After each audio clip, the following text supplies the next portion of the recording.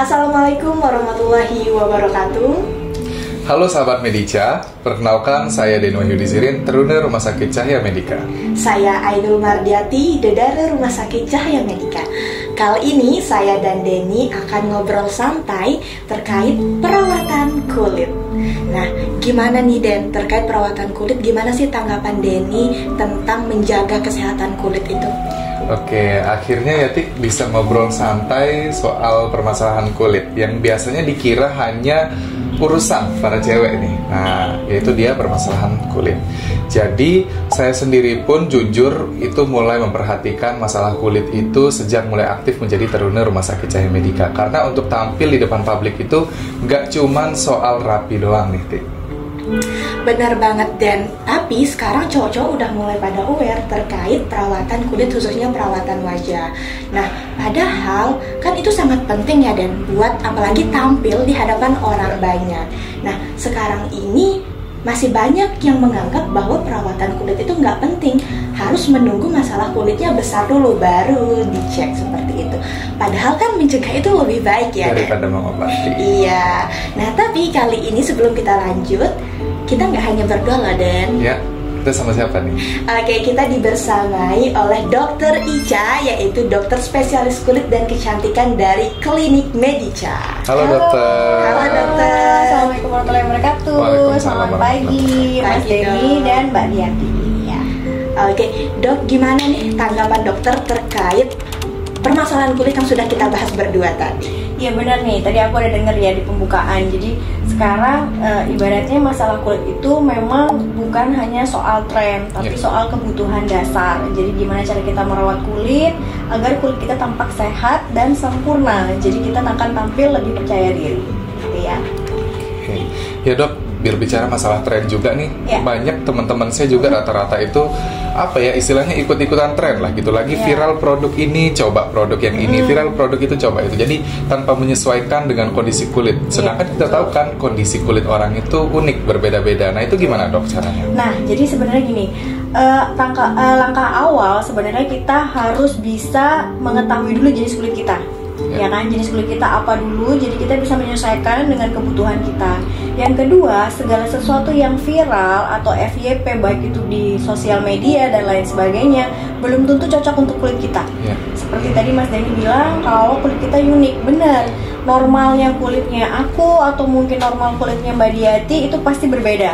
Kebutuhan skincare-nya pun berbeda. Jadi disesuaikan dengan jenis kulit dan kebutuhan kulitnya, kemudian menyesuaikan dengan ingredient atau isi dari krim. Gitu. Jadi jangan karena viral kita pakai, jadi itu belum tentu cocok untuk wajah kita, gitu ya. Jadi pilih yang memang sesuai dengan jenis kulit kita. Gitu. Oke, jadi harus benar-benar dikonsultasikan ya dok. Benar, sebaiknya langkah awal memang konsultasi kepada dokter. Kemudian kalau misalnya kita kayak kepengen sebenarnya saya jenis kulitnya apa sih, kayak kepengen tahu, sebenarnya bisa dengan kita kayak melihat dengan meraba ya kan. Kemudian dengan kita melihat tekstur kita nih pori-porinya besar atau enggak. Sebenarnya secara umum kita bisa melakukan itu. Cuman kalau mau lebih detail memang memerlukan tambahan alat skin analyzer, jadi lebih detail lagi untuk melihat kondisi kulit sampai ke bagian dalamnya. Oke, bener banget dok, berbicara produk-produk skincare tadi kan banyak tuh dok ya produk skincare. Nah, aku sering nonton nih di TikTok, kadang ada nih yang tanya dari berbagai produk skincare apa sih yang paling penting. Nah kalau aku sendiri dok, aku jawabannya sunscreen. Karena bagi aku sunscreen itu sangat berpengaruh buat kulit kita ini kusam, apalagi jerawatan kayak gitu. Dan banyak juga teman-teman aku yang mengeluh kadang cepet kusam terus jerawatan, apalagi karena aktivitas di luar seperti itu dok. Ya setuju banget nih Mbak Diati. Jadi emang bener sunscreen itu penting banget. Nah kalau aku bisa bilang sebenarnya yang harus kita gunakan itu yang basic skincare. Basic skincare tuh isinya apa aja, dari sunscreen, sabun wajah, moisturizer, atau dengan menggunakan serum ya. Itu udah yang basic yang emang wajib kita gunakan. Kemudian kenapa sih sunscreen itu penting? Nah sunscreen itu ibaratnya kan kita punya kulit nih, kulit kita bagian luar nih butuh banget dengan perlindungan. Kulit memang sebagai barrier perlindungan utama, jadi dari paparan matahari, ya kan, dari semua polusi dan lain sebagainya. Jadi dengan kita menggunakan sunscreen, ibaratnya kita melindungi bagian tubuh kita yang paling luar.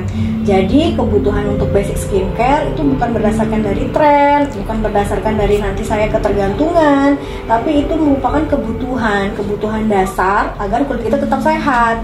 untuk mencegah apa lagi nih? Selain dari pigmentasi, kusam, dan lain sebagainya, ternyata ada hal yang lebih penting, yaitu mencegah kulit kita terkena dari sel cancer. Jadi penting banget, jadi sebaiknya memang menggunakan sunscreen walaupun kita kondisinya mau di indoor, mau di outdoor, sunscreen tetap harus kita gunakan.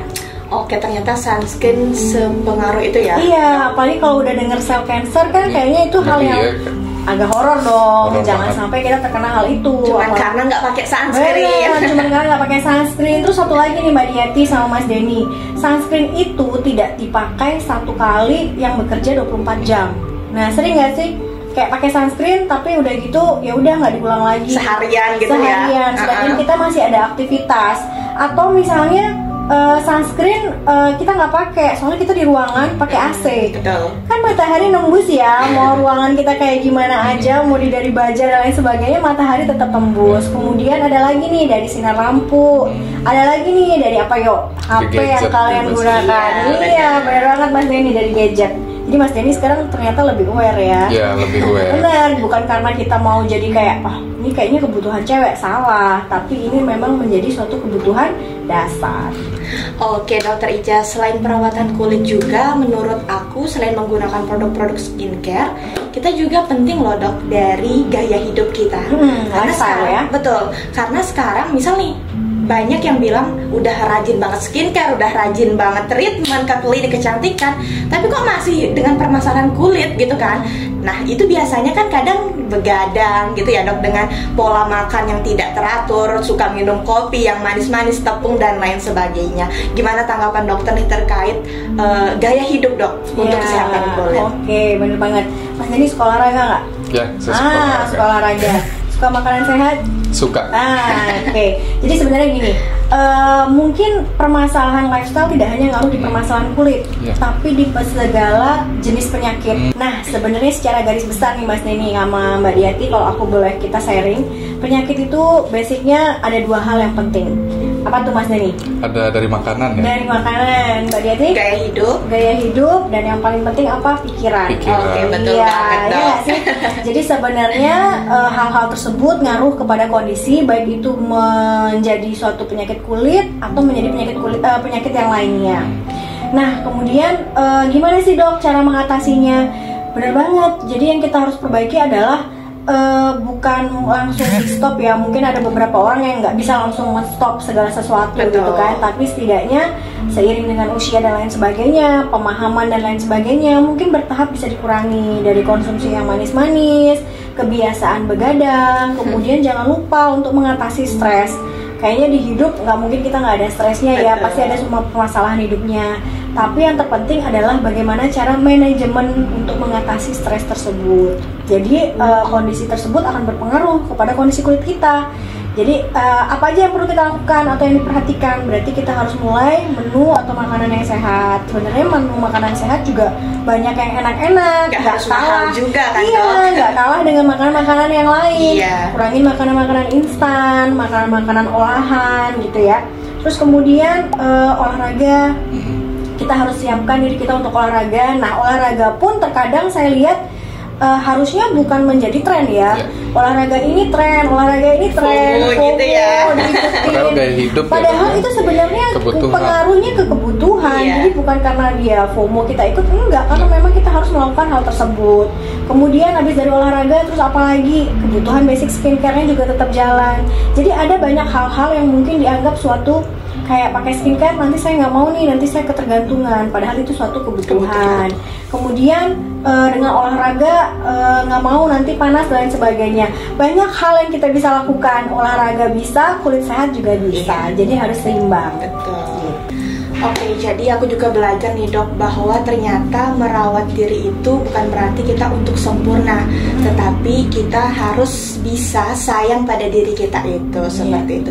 Dan zaman sekarang ini banyak loh dok anak muda yang mengikuti tren atau FOMO tadi, bahwa standar kecantikan itu harus putih, glowing, mulus, flawless, dan itu hanya mereka lihat dari media sosial dok. Betul.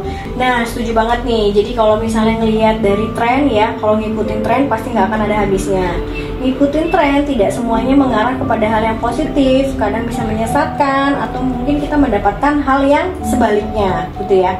Jadi sebenarnya kalau untuk tren kulit itu adalah bukan tren kulit yang kelihatan putih, mengkilat, glowing, ya kan, glowing secara instan, ya kan, kita nggak tahu itu dia pakai produk apa.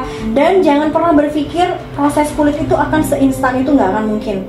Pasti akan butuh proses. Jadi setidaknya kita sebagai konsumen gitu ya, atau sebagai pasien harus bisa memikirkan apakah kita di treatment dengan hal yang sesuai dengan kebutuhan, apakah kita mendapatkan krim yang memang secara legalitas dari BPOM dan lain sebagainya sudah benar, atau mungkin kita melihat suatu produk itu misalnya baru dipakai krim malam, baru pakai 3 hari langsung putih. Nah itu kayak harus dievaluasi ya, kaget gitu ya, ini apa sih yang digunakan, apakah ini aman untuk kondisi kulit dan lain sebagainya.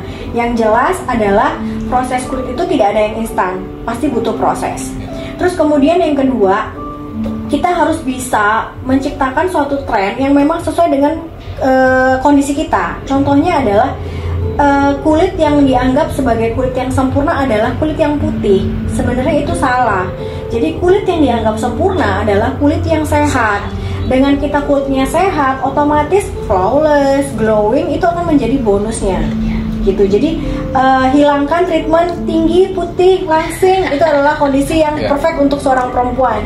Sedangkan banyak hal-hal positif lain yang bisa dinilai dari segi mungkin ya pintarannya, dari segi bagaimana dia berbicara, dari kondisi kulit sehatnya.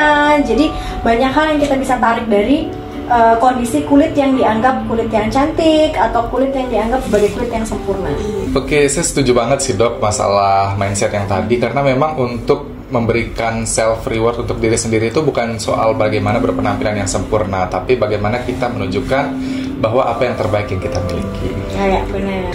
Oke, jadi buat teman-teman, yuk rawat kulit kita dari hal kecil, mulai dari tidur yang cukup, minum air putih yang cukup, dan pastinya jangan begadang. Apalagi untuk mengikuti tren atau iklan yang ada di sosial media.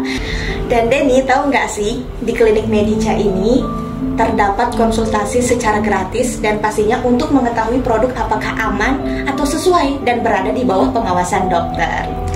Oke, dan buat cowok-cowok jangan takut untuk memulai, karena untuk kulit sehat itu bukan soal gaya hidup, tapi bagaimana cara untuk menghargai dan mencintai diri sendiri.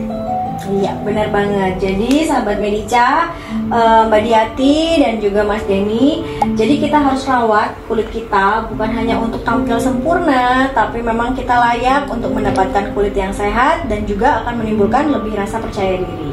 Ya? Ya. Nah, sahabat Medica, itu dia obrolan santai kita pada kali ini. Terima kasih Dokter Ica sudah membersamai saya dan Denny. Sama-sama. Terima kasih, saya Den Wahyudi Zirin, Teruna Rumah Sakit Cahaya Medica. Dan saya Ainul Mardiati, Dedara Rumah Sakit Cahaya Medica. Sampai jumpa di obrolan santai selanjutnya. Bye.